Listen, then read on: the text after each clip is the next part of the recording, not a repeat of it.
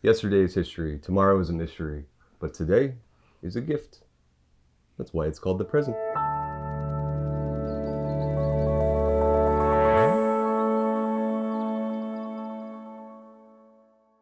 Hi, we're Jackie and Bobby Angel with Ascension Presents, and today we're talking about supporting your child's vocation. Sometimes we get so preoccupied with our own vocation, and then we who get called to the married vocation and then are entrusted with children, there's a point where the question then gets turned, and it's not just about us, it's about our children, and what is God calling them to? What is the path and mission that God is calling our children to? And that can be something scary as parents that we have to face and we have to deal with. And so by vocation, we do want to mean everything. Yeah. Marriage, religious life, consecration. Being a missionary for a long time or a short time, or any of these plans that maybe that we don't have, or again, for our children's perspective, like they didn't ask for, but God's calling something extraordinary out of them in any direction. And I saw it. I was discerning the priesthood and gave my parents a bit of a run for their money and their patience as they watched me through the years discern that. And we're very supportive and very open to whatever God is calling you to do. We will support that and we love you. But I had classmates that wasn't the case. They did dread going home for holidays because it was going to be a dinner table of interrogation and hearing things like, why are you throwing your life away? And right. Not being supportive. And that's actually the number one dissuader of religious vocations is parents. Yeah. Is family that is not on board, or is putting up walls. And many saints, even throughout history, St. John of the Cross, for instance, had family members that tried to kidnap him. Thomas Aquinas even was, again, literally put obstacles in their way to try to stop them from doing what God was calling them to do, because depending on the culture, it could seem like you're throwing your life away. Pursuing the Lord in this direction is throwing your life away. Why would you ever do that? Well, especially because the religious life, the consecrated life is so, it's not our culture. It's so radical in our culture that obviously there are times when people are discerning marriage where and I've encountered this with people, they've come up to me and said, I'm dating this amazing person, and my parents, because of our ethnicity, they don't want me marrying this person, or because of or maybe the parents are atheists and they're like, I don't want you marrying a cat, whatever it is. So I've seen it happen in marriage. But when it comes to the religious life, consecrated life, that is something that's so countercultural. It's like assumed like, oh, our kids are going to get married. So we have experienced that a lot when a young girl says, I feel the call to be a sister or a consecrated, person. Like, parents can freak out, or young men who, you're supposed to bear me grandchildren, like you're taking on the last name, you're the only, whatever. Like, parents can dissuade, but because they have their own plans, and some of that's fear. Yeah. Fear of, again, letting go of a good thing, which is my child, which is, again, the future that I thought I had and our family had and my son or daughter had in store. And so it's really that prayer of, Jesus, I trust in you. Do I really trust in the Lord that he has the best interests in mind for my child and what they can do and will do for the world?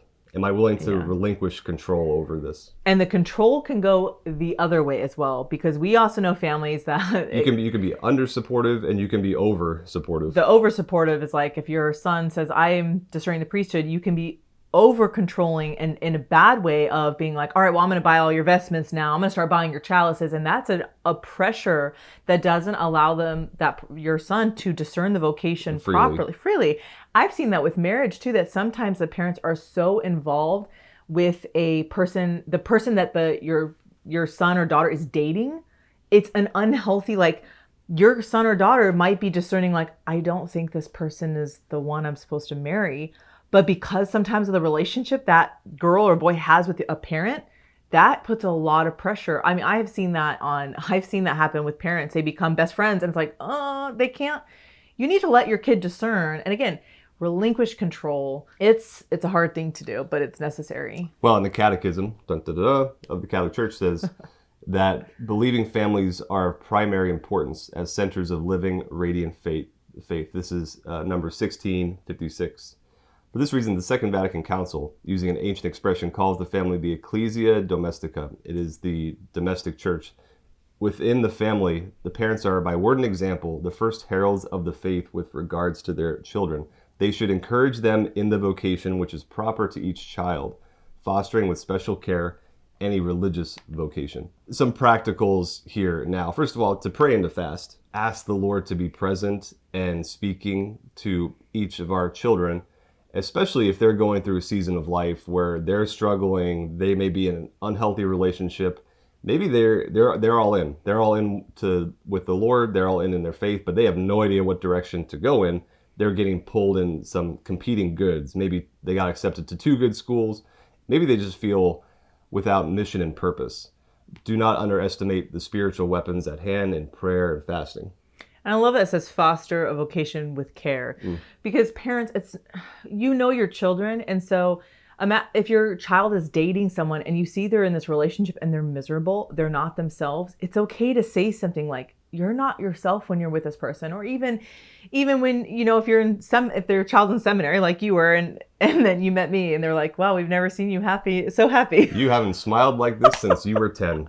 Parents, again, when your children, and so fostering with care, it doesn't mean you don't ever say anything like, oh, well, I'll give it all to God. It's like, no, sometimes you are that voice in their life of, hey, you're not you, and like, you're not happy. It's okay to point those things out. But I think the fostering with care is very important, because with our children, we will be so happy if any of them, whatever vocation God is calling them to, like if Johnny's called to be a priest, awesome. If he's called to be married, beautiful. If our daughters are called to be sisters, we've jokingly been like, we're already giving them to certain orders. But again, that's a joke, because we want is it? God.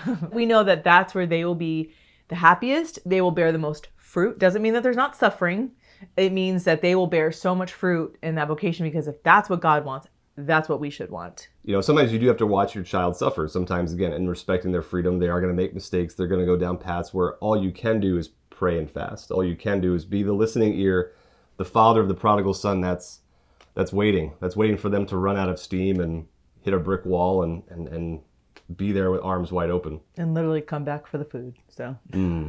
Bacon. And then the third practical would be entrust them to God, really and truly. Not just I say it in my head, but relinquish that desire to control. Relinquish that spirit of fear or anxiety that may be there. That the Lord may be calling my child to something where they're going to be miserable.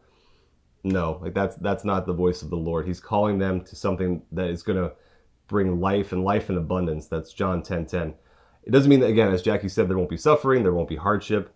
But do not be afraid of what the Lord is calling them to. It's going to blow whatever our earthly plans are for them out of the water. Shameless self-promotion here. Jackie and I, with Father Mike Schmitz of Ascension Presents, wrote a book on discernment and vocation called Pray, Decide, and Don't Worry. So we wrote this book for any young person who really wants to know what the Lord is calling them to, but I really think it would be a helpful read for parents who maybe you're established in your vocation and career, but the sermon doesn't end. And what's more, I think it would help you to walk with your child, to give a common language to, or just different insights into the journey from all of us at Ascension Presents. God bless. Good luck. And Godspeed. Good luck.